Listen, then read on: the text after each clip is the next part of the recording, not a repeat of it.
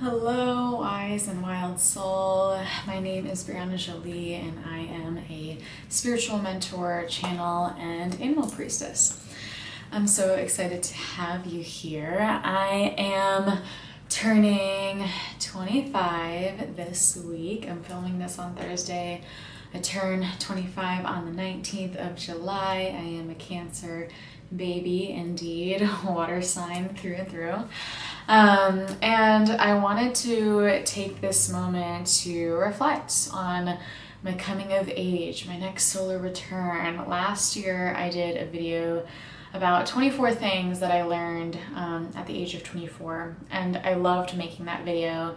And I was thinking about doing 25 things, but it would pretty much be a very similar video, and I wanted to do something a little bit different for you guys. So today I want to talk about just overall what I've learned, especially through this like crucial period, 19 to 25. 19 was actually the beginning of my personal awakening journey.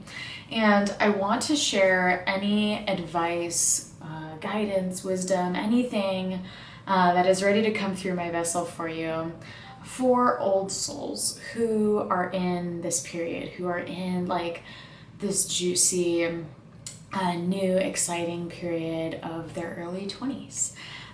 So that is what I have in store for you today. Let's get started, shall we? So the first tip, big sister advice, is to invest in yourself, baby. And, you know, I say this with a grain of salt because, you know, I'm very aware and a part, and I see through the eyes of the communities and young girls and women of color, of, you know, of different disabilities, of everything and anything that makes it harder to walk through this world. And I am very much so privileged to say this and to make this one of my tips and you know, advice, wisdom nuggets to share with you. But I'd love to go deeper into this and why, and the value of investing in yourself. This doesn't need to look like investing, you know, thousands of dollars into yourself, into your future self, into your studies, into what lights you up. But what I really am boiling down to with this advice and this tip is believing and feeling your worthiness.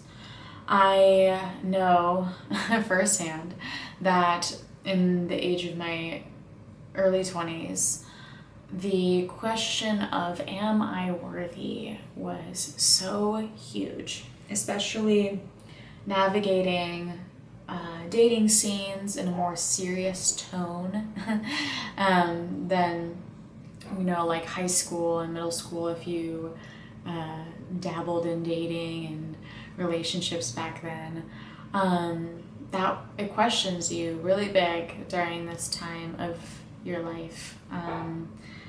Questioning your worthiness if you're someone who's in school and is getting ready to maybe, possibly join a career path. That is something I did before doing what I do now and owning my own business. And that huge question of my worthiness. And of course, especially during this time period, questioning our worthiness in comparison to others, and what we see on social media aiding into possibly a really big trigger for some of that. And I know it was for me in the past as well. So how I personally began to heal this worthiness wound, there's a few layers to it. But the big one, I think the one that really had me jump leaps and bounds in my healing, is investing in myself. But of course, there were a few steps before those investments took place in myself. And that leads to our next tip, which I will talk about really soon, which is shadow work. But feeling into your worthiness and investing in yourself, for me, it was always a question of like, did I deserve the things? Did I deserve the investment? Am I worthy of this investment, whether it be for my studies or something that lit me up, or an energy coach, a business coach that has really helped me take leaps and bounds into where I am today. Absolutely, we can get there on our own, and we're so capable, and we have the magic within us already. And the people and places and things and experiences that we invest in aren't necessarily the end-all be-all answer, but they are catalysts for change and transformation and being mirrors for our expansion. So if there is a desire of yours, whether that be to travel or a desire to invest in healing services for your inner child to be loved, or invest in therapy, or invest in something that would bring you a lot of love for yourself, like joining a yoga studio for a couple of bucks, maybe $100 a month. Like, what is that feeling? What would that feel like to be in that essence, to be in that presence, and how can we attune to our worthiness of that? And I'm not a financial coach or business advisor by any means, but that's a disclaimer for sure. But there are desires and needs that our soul is pulling us towards, and we might find more ways than not where those limitations are more illusion based than some of our, of course, realities, which are very true and valid.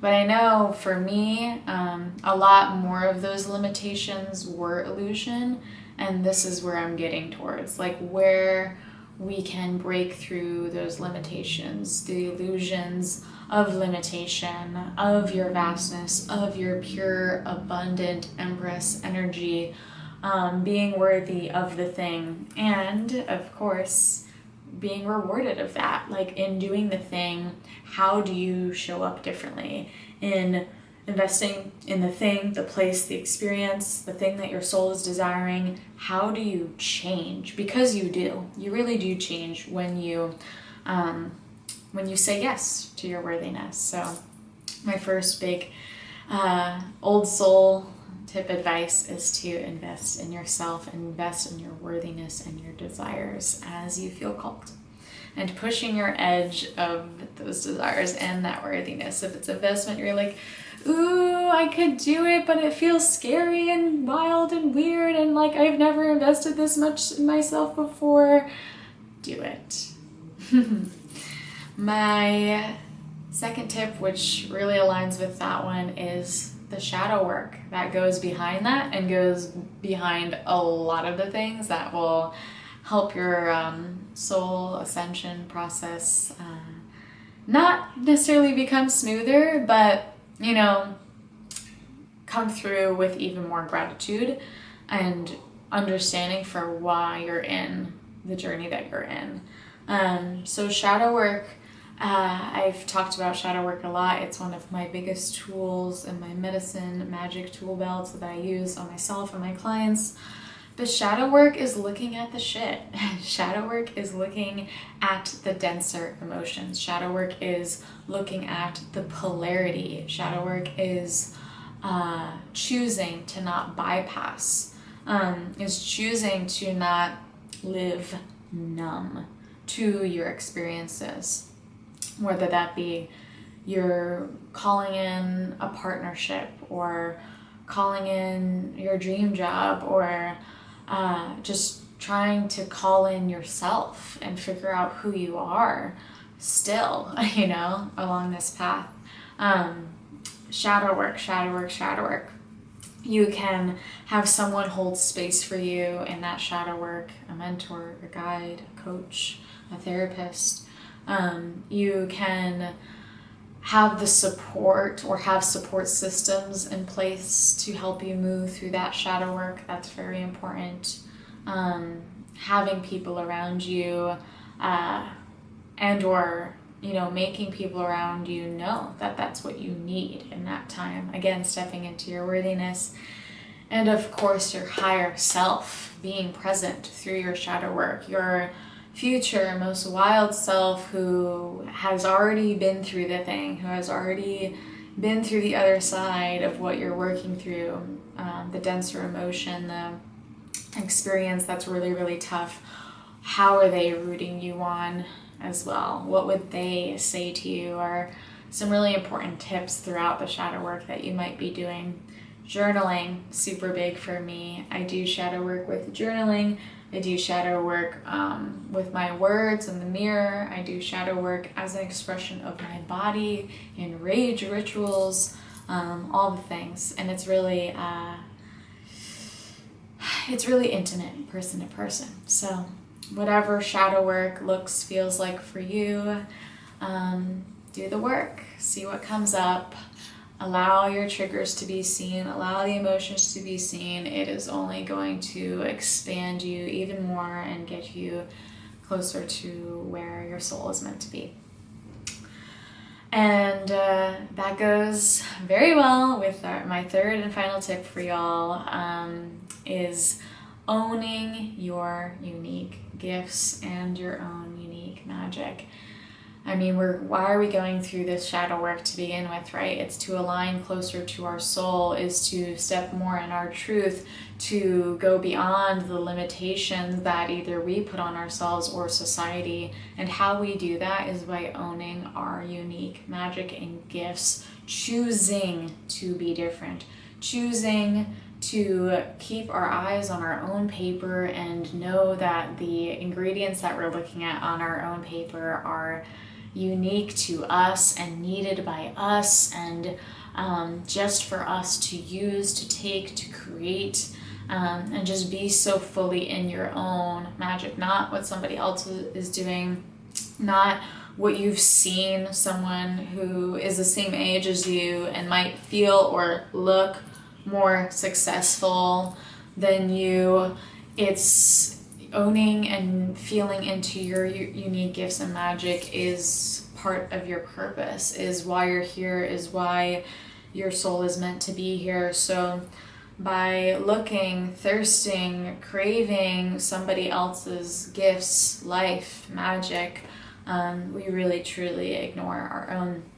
And I've been guilty of that, of course, in my early 20s as well, which is why it is such an important gift, because the more I continue to look at my gifts and, keep the blinders on my own paper and come more just fully into what makes me even more different, I then began to enjoy those gifts more and enjoy my magic more and find excitement and comfort in sharing that magic, because the response to that is truly what lights me up, and I'm sure would light you up too if you got to be your truly innate, magical, unique self, and seeing others light up because of that, or thank you because of that, or just wanting to be in your magic, be a part of that circle, that creation, that clan, that community that you're creating. That's where the juiciness really comes into fruition, and that magic changes the world. So to recap, believe in your worthiness, and I would even push you to invest in your worthiness. In your early 20s, old soul, finding and attuning to the wise and wild soul that already exists within you. Not being afraid of doing the shadow work, of looking at the ugly things, of tending to your ego, your inner child, any past life wounding that is present, not ignoring it. And to 3, to own your unique essence, gifts, and magic. And if you do not know what those are, begin your journey now of remembering them. that felt really good. I hope that felt good for you to receive. It's such an honor and a blessing to be able to share these knowings, these rememberings that I've had over these past couple years. I'm so excited to go into the threshold of my later 20s, in front of all of you, in front of my community, in front of myself. So I appreciate you for being here and witnessing me as I witness you. And I hope you all have an incredible, incredible rest of your week. Love you.